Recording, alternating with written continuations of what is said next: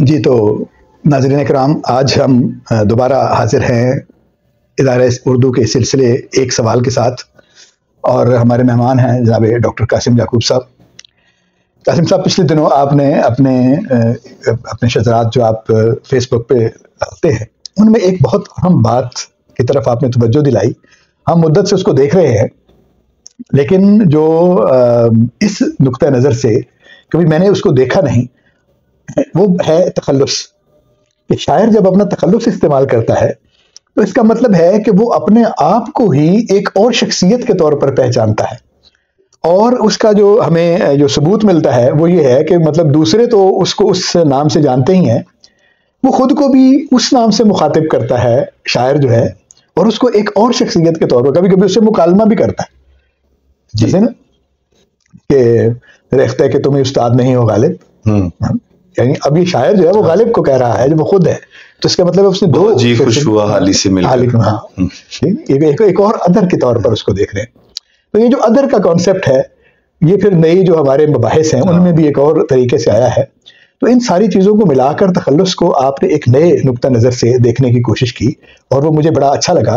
تو میرا دل کیا کہ ہمارے جو سننے والے اور ہمارے ناظرین ہیں، ہمارے ادارے کے جو مباحث ہیں ان کو دیکھنے والے، ان کو بھی اس بحث میں شامل کیا جائے۔ تو بنیادی نقطہ کیا ہے کہ آپ کا کیا خیال ہے کہ تخلص جب کوئی شاعر استعمال کرتا ہے تو اس کے پیچھے اس کے تخلص کو منتخب کرنے میں، اس کے استعمال کرنے میں، اس کے محرکات اور اس کے جو ہوتے ہیں مقاصد، وہ کیا ہو سکتے ہیں؟ دیکھیں، اس میں عمومی طور پر سیلف اور پرسنالٹی کو ہم تقسیم کر سکتے ہیں۔ نفسیات میں اس پہ بڑی بحثیں ملتی ہیں۔ جی جی۔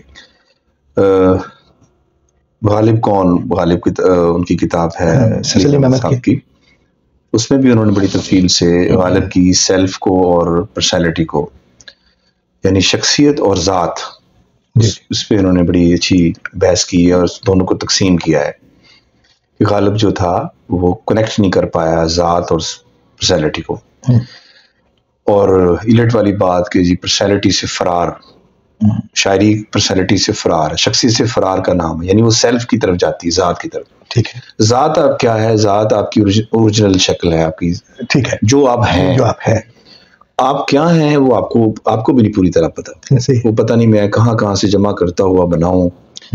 تو باقیوں کو پرسنالٹی وہ ہے جو معاشرے نے تشکیل دی، جو میری ذات ایکسپریس کر رہی ہے، ایگزیبٹ کر رہی ہے سماج کے اندر، صحیح، وہ میری پرسنالٹی ہے، میرے رویے ہیں، میری میلانات ہیں، میری عادات ہیں، میری اعمال ہیں، مطلب جتنا کچھ معاشرے کے دوسرے لوگ جتنا کچھ آپ کو دیکھ سکتے ہیں وہ پرسنالٹی ہے، حتیٰ کہ میں خود بھی جو دیکھ سکتا ہوں، ایسے ہی آپ بھی وہی دیکھیں کہ ظاہر ہے جو معاشرہ دیکھے گا۔ بہت سی چیزیں چلے میں جھانکتا ہوں اپنے اندر، تو وہ کچھ نہ کچھ نکالنے کی کوشش کرتا ہوں۔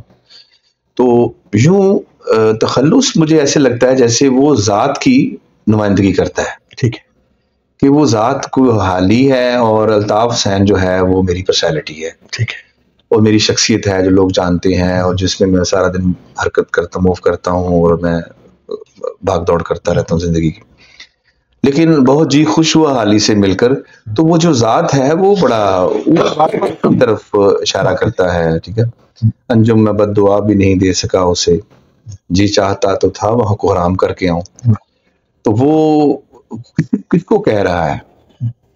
تو وہ جو کہتے ہیں نا کہ میری ذات جو ہے تمہارے اور میرے درمیان میں حائل ہوں، جو جان کا جو کہتے ہیں کہ بار بار کہ جان نے ایک نیا سیلف کا نیا تصور دیا، وہ ہم دونوں کے درمیان، یعنی تمہاری سیلف، تمہاری جو محبوب کی جو شخصیت ہے اور میری جو شخصیت ہے، اس کے درمیان جو ہے وہ میری سیلف آ رہی ہے آڑے، وہ اس کی انائیں ہیں، یا اس کم ہمتی ہے، یا اس کے اندر کیا وجہ تھی جو میں اس اپنی شخصیت کو تمہاری شخصیت سے جوڑ نہیں پایا۔ تو بڑے پیمانے پہ ہم کہہ سکتے ہیں کہ تخلص جو ہے اس ذات کی نمائندگی کرتا ہے۔ لیکن اب مسئلہ یہ ہے کہ وہ شخصیت چونکہ ذات کو دیکھ رہی ہے، اس کو نام دیتی ہے، ایسے تو لہٰذا جو اس کے میلانات یا جو اس کے تاثرات یا اعمال ہوتے ہیں، اس کے مطابق جو ہے وہ اس کو دین دیتا ہے. وہ کبھی ناشاد ہو جاتی ہے, کبھی پنہا ہو جاتی ہے, کبھی وہ زخمی ہو جاتی ہے, ایسے ہی. یا یہ جتنے آبرو ہے جیسے, یا یک رنگ, یا غالب. تو وہ کہتا ہے جی میں غالب ہوں. یا میر تخلص بھی ہے, ان کی خیر وہ ذات بھی تھی, وہ لگاتے تھے ساتھ اپنے, لیکن وہ میر. اچھا, پھر تخلص میں نے یہ دیکھے کہ کچھ تخلص جو ہیں وہ کسی علاقے کی مناسبت سے لگا دیے جاتے تھے. یہ شیراز کا رہنے والا, میرا تخلص شیرازی ہے, شیرازی یا سمرکندی. اور نہیں یہ تخلص تو نہیں ہے, یہ تو نسبتیں ہیں. نہیں وہ ایسے کیونکہ شیرازی جو ہے وہ تو سادی, تخلص اس کا سادی ہے نا, تو شیرازی تو اس کے علاقے کی نسبت سے ہے. شیرازی بہت سے جو تخلص بھی رکھے گئے ناموں کے ساتھ, ہمارے ہاں بھی. بہت اچھی ایک اسٹڈی یہ بھی ہو سکتی ہے کہ جن جن شاعروں نے اپنے جو تخلص رکھے, ان کے اپنے حالات اور ان کی اپنی شخصیت جو بعد میں ان کے سوانے سے ہمیں حاصل ہوتی ہے, وہ کتنا ان سے میل کھاتے ہیں. یہ ایک اچھی اسٹڈی ہو سکتی ہے. بس ہم دیکھیں میر خود کو کیا کہتا ہے کہ میر دریا ہے. اب یہ وہ خود کو سمجھتا ہے میر دریا ہے, سنے شعر زبانی اس کی, اللہ اللہ طبیعت کی روانی اس کی. غالب کے بارے میں مومن ذوق, اس کا مطلب ہے اب ذوق دیکھیں اور ذوق کا آرٹ دیکھیں, ایک حد تک اس میں مماثلت ہے. ذوق آرٹ پیدا کرنے والا آدمی تھا جی, یعنی کوشش کے ساتھ وہ ایک آرٹ پیدا کرنے والا, اس کے آپ کو صلاحیت بھی ملتی ہے اور اس نے بہت اعلیٰ درجے کا. اب اس کا ایک جو پہلے بھی میں نے کئی دفعہ یہ کہا, اس کی یہ کم نصیبی ہے کہ وہ غالب کے دور میں پیدا ہو گیا, ورنہ ذوق بہت بڑا شاعر تھا. اس کا مطلب ہے کہ نفسیاتی طور پر بھی اور سماجی طور پر بھی یہ مطالعہ بہت اچھا ہو سکتا ہے کہ ہم دیکھیں کہ کس شاعر نے کیا اچھا جنہوں نے تخلص رکھا ہی نہیں. ہاں جنہوں نے, یہ بات ہے, بس اقبال نے نہیں رکھا, جنہوں نے نہیں رکھا, اور فیض نے نہیں رکھا, فیض انہوں نے رکھا. تو اس کا کیا مطلب یہ لینا چاہیے کہ وہ یعنی یہ سمجھ رہے ہیں کہ ان کی شخصیت جو ہے وہ ان کی ذاتی پوری طرح نمائندگی کر رہی ہے, یا وہ اپنی جو ذات ہے اس کو اپنی شخصیت کے پیچھے چھپا کر رکھنا چاہتے ہیں. نہیں, وہ یہ بھی تو ہو سکتا ہے, وہ یہ سمجھ رہے ہیں کہ مجھے ضرورت نہیں ہے, میری شخصیت جو ہے, پرسنالٹی جو ہے, وہ پوری طرح ذات کی نمائندگی کر رہی ہے, اس میں بودھ نہیں ہے اتنا زیادہ. ٹھیک ہے, جو میں ہوں وہی میری شخصیت میں بھی ہے. اچھا, یہ بھی ہو سکتا ہے کہ میری شخصیت ہی میری پہچان بنے. میں کیوں اپنی شخصیت کو منہا کر کے جو ہے ایک نئی ذات کو کوئی اور نام دوں. اچھا, میری ذات, اگر یہ میری ذات کی نمائندگی بھی میری شخصیت میرا نام کر رہا ہے, اقبال یا فیض, تو میں کیوں نہ اپنی ذات اسی کو نام بناؤں اپنا حوالہ. شخصیت کا بھی میرا یہی حوالہ بنے, یہ پہچان بنے, اور میرا تخلص یعنی میری انر کی نمائندگی بھی یہ کرے. اچھا, کچھ ہو سکتا ہے ایسے لوگ, مطلب یہ ایک روایت کے طور بھی رہا ہے, مطلب ہمیں کچھ ایسے لوگ ملتے ہیں جو شعر نہیں کہتے تھے لیکن تخلص رکھتے تھے, مطلب کچھ نثر نگاروں کے بھی آپ کو ملتے ہیں.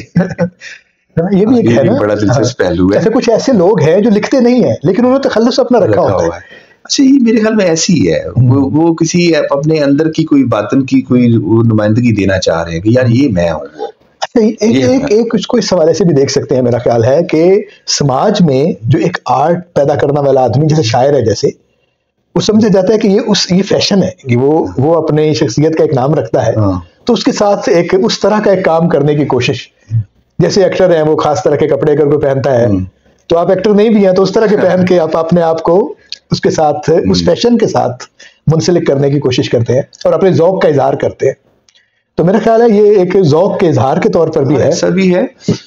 اور اگر ہم اس کو باقاعدہ اس کی پوری اسٹڈی کریں, مطالعہ کریں اور جاننے کی کوشش کریں کہ اور یہ خاص فکر کی نمائندگی ہی کیوں کرتے ہیں. یعنی ایک شخص جو ہے وہ شاد ہے, کوئی مسئلہ نہیں اسے, وہ ناشاد ہے, وہ کہتا ہے اپنے آپ کو زخمی کہتا ہے, درد کہتا ہے, اپنے آپ کو سودا کہتا ہے, حالانکہ سودا کی ہاں وہ سودا کم ہے, سودائی پن جو ہے کم ہے, میر کے ہاں زیادہ تھا. میر اپنے آپ کو میر کہہ رہا ہے, میر حالانکہ سودا کے ہاں ہوتا ہے, اس کے ہاں سودا زیادہ ہے, لیکن یہ وہ اچھا شاید یہ پھر خواہش ہے, یہ خواہش ہے کہ میں دیوانگی میں میر ہوں, یا میری ذات جو ہے وہ اس کے اندر دیوانگی ہے، سودا پن ہے، لیکن میں اسے پھر غلط انٹرپریٹ کر رہا ہوں، میں امیر کہہ رہا ہوں اپنے آپ کو. میرا خیال ہے کہ نا اس میں تھوڑا سا یعنی ہے ندرت کا بھی ایک کہ ایسا تخلص رکھا جائے جو ذرا نادر ہو، جو اس سے پہلے نہ ہوا ہے نا. ظاہر آپ اپنے یونیکنیس کی جو ایک یونیک ہونے کی جو ایک سودا جو ہے بہت اچھا ایک تخلص ہے نا، کہ آپ کو ایک اچھا غالب نے تو پہلے اسد رکھا، اپنا نام ہی رکھا، لیکن جب ایک معاملے کے ایک اور آدمی نے بھی رکھ لیا تو اس سے کے نام سے شعر مشہور اس نے چھوڑا. پھر حضرت علی کا جو لقب ہے اسد اللہ الغالب اس کے ساتھ ملا کر اس نے پھر وہ وہاں سے لے لیا. تو اس کا مطلب ہے، لیکن یہ بھی دیکھیں کہ پہلے بھی اس نے اسد ہی رکھا، بعد میں بھی غالب ہی رہا. جی ٹھیک ہے. اچھا اس کو اگر ہم تھوڑا سا اس حوالے سے بھی دیکھیں کہ اوور آل ہماری جو شاعری کا جو موڈ ہے وہ ناشاد ہے، وہ ناشاد ہے، دکھ ہے، حزن ہے، اس میں غم رہا جب تک کہ دم میں دم رہا. یہ کیوں ہے؟ اچھا یہ چلے ایک ضمنی طور پر بات آ گئی، اس پہ ہم اعتراض کرتے رہتے ہیں کہ رونا دھونا ہے شاعری میں، لیکن ارسطو جو ہے وہ جب ٹریجڈی کو بڑا کہتا ہے تو اس سے تو ہمیں کچھ نہیں ہوتا کہ اس نے کیوں ٹریجڈی کو بڑا کہہ دیا ہے. حالانکہ زندگی کا آدھا حصہ تو کم از کم سکھ ہے ہی نا، آدھے سے اگر تھوڑا سا زیادہ دکھ ہے تو ایک بڑا حصہ سکھ بھی تو ہے، لیکن اس کے باوجود اس نے بڑا آرٹ ٹریجڈی کو ہی کہا ہے. ٹھیک ہے. تو اس کا مطلب ہے کہ یہ صرف ہمارے ہاں معاملہ نہیں ہے، دنیا جو ہے اس میں ہی ایک گہرائی یا ڈیپتھ جو ہے اس کو حزن کے ساتھ شیلے کی بات جو ملا کر جو سب سے سیڈسٹ والے سب سے میٹھے نغمے جو ہوتے ہیں وہ سیڈسٹ ہیں، اور جو اداس کر دینے والے ہوتے ہیں وہ سب سے میٹھے ہوتے ہیں. تو وہ ٹھیک ہے، یہ بات بھی ہے، لیکن کیوں غالب کیوں رہی؟ شاید اس کی پیچھے سماجیات بھی ہماری ہے. اب لیکن اتنے دکھ والی بات تو نہیں تھی. مثلا ٹھیک ہے غالب تک آتے آتے یعنی معاملہ جو ہے وہ ذرا ہوگا، ادروائز اس سے پہلے کے لوگ تو مطلب ہماری تہذیب تو خوشحالی کی تہذیب تھی جی. جب تک یہ نہیں ہوا پچھلی ساری جو ہماری تہذیب کا تو جو ہند مسلم تہذیب ہے پچھلے 1000-1500 سال میں یہاں پہ کوئی بہت بڑا جسے آپ کہتے ہیں المیاتی جو معاملات ہیں وہ نہیں ہے. چھوٹی موٹی لڑائیاں جنگیں یہ تو ہے نا، لیکن یہ جو جنگ ہوتی ہے آپ قبضے کے حصول، یہ تو خوشحالی کی علامت ہے نا. یہ وہ والی چیز تو نہیں ہے کہ جو آدمی کو گہرے جیسے جنگ عظیم ہے کہ پورے کے پورے خطوں کو اس نے حزن کا شکار بنا دیا. یہ بہت بڑا واقعہ ہے میرے خیال، تقسیم والا. نہیں تقسیم تو نہیں، میں اس سے پہلے کی بات کر رہا ہوں، مغلوں کے دور میں. دیکھیں پہلا ہماری شاعری کا جو پہلا حصہ ہے کہہ لیں کہ 19ویں صدی تک، وہ محبوب کی تلاش میں ہے. وہ چاہ رہا ہے اپنی خواہشوں کی تکمیل، اپنی تمناؤں کی تکمیل. دوسرا قدم کہاں ہے، وہ چاہ رہا ہے کہ خواہش کہاں ہے، کتنی ہے، کس شکل میں.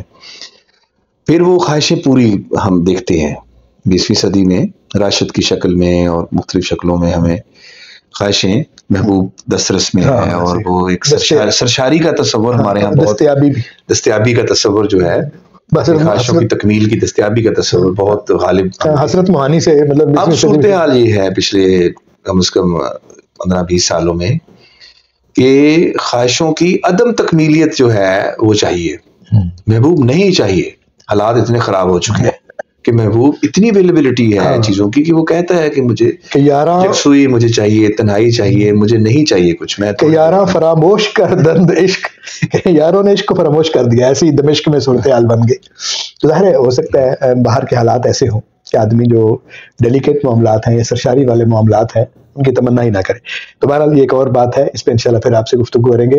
تو میرے خیال میں تخلص کے حوالے سے ایک دلچسپ موضوع ہے، ایک اچھی بات بھی ہونا چاہیے تھوڑا سا، اور تو آپ کریں نا آئندہ اس پہ آپ یعنی تھوڑی توجہ کے ساتھ لکھ کر تو پھر اس کو سامنے لائیں، تو پھر انشاءاللہ ہم پھر اس بات کو کسی وقت اور آگے بڑھائیں گے.